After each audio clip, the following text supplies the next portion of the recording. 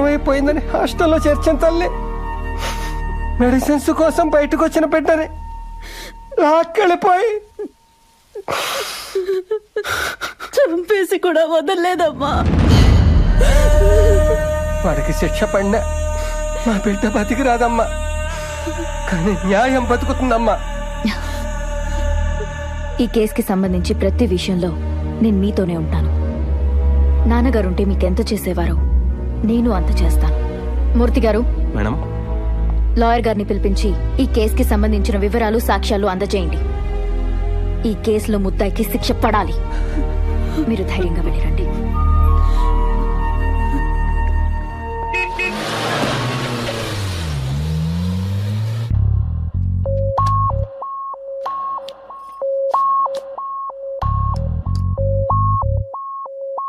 ఊరికెళ్ళిన పని ఏమైంది?